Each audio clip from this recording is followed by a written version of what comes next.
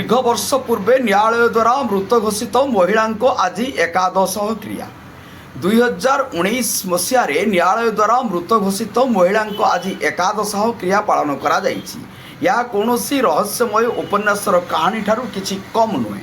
यह एक निछक सत घटना। चंचकतार शिकार हो जिला दौरा जज द्वारा जड़े जीवित महिला 6 वर्ष पूर्वे मृत घोषित होते किंतु वास्तव क्षेत्र में घटनाक्रम संपूर्ण अलगा।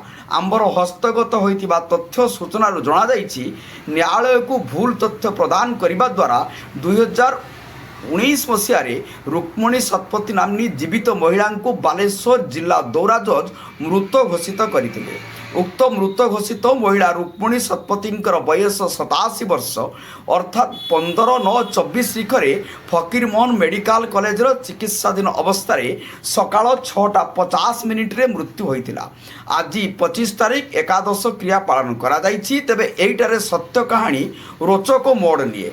कोर्ट द्वारा मृत घोषणा होइथिबा रुक्मणी शतपथी आईन आश्रय नहीं नीलगिरी स्थित सहकारी दौरा जज को कोर्टे विचाराधीन जनाई। घटनाक्रम जनाई नीलगिरी ठाकुर महालार तत्कालीन महालदार गोपीनाथ शतपथी दुईटी बह करते। प्रथम स्त्री निशामणि शतपथी और द्वितीय स्त्री हेले रुक्मणी शतपथी। रुक्मणी शतपथी दासरथीपुर ग्रामर पोष्यपुत्र विश्वनाथ शतपथी निकटରେ रही आसुथिले। नीलगिरी ठारू किछि दूर में दीर्घदिन रही आसुथिबा बेले यार सुजोग नहीं प्रथम स्त्री नाती नातुणी भावे निजको दर्शाई रुक्मणी मृत घोषणा हेबा परे जमी हस्तांतर करथिले। तत्कालीन नीलगिरी तहसीलदार उपजिलापाल तांको कार्यालय कर्मचारी एथिरे सामिल होई एभली घटना घटाइथुबा विशेष सूत्ररू जना पड़ी। तेबे निजको जीवित प्रमाण करने पाई कोर्ट द्वार को दीर्घदिन दौड़ी दौड़ी निजको जीवित प्रमाणित करिबारे सी सक्षम होई नथिले। चिकित्साधीन अवस्था शेष निश्वास त्याग करथिले। मृत्यु पर संपर्क माने दासरथीपुर स्थित श्मशान रे तांकर शेषकृत्य संपन्न करथिले। सेही महेशी महिला आज एकादश पालन करा जाइछि। एठारे स्वत प्रश्न उठे उक्त महिला को कोर्ट रु केबे न्याय मिलिबो।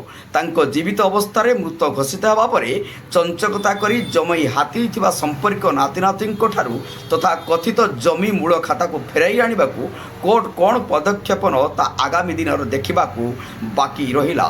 नीलगिरी मनोज महांती रिपोर्ट जनता एक्सप्रेस। आपन परिचय डाडी देबे। पूर्णचंद्र राज नीलगिरी। आज गोटे एकादश कार्य कहले कौन नहीं मु एठिके आसी आज रुक्मिणी शतपथीर एकादश कार्य सुरखुरी चलती।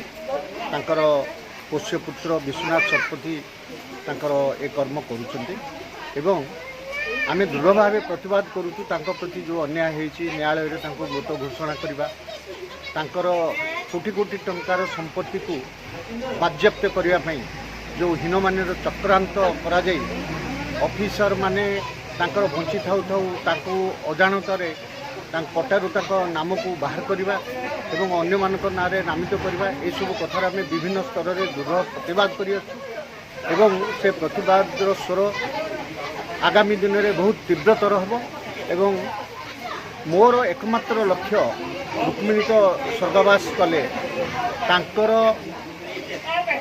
पूरा 87 वर्ष बयस पर्यंत जे देखारेखा करते पुष्यपुत्र श्री मान विश्वनाथ शतपथी तांकु किमती आम न्याय प्रदान करूँ से ये संग्राम जारी रही।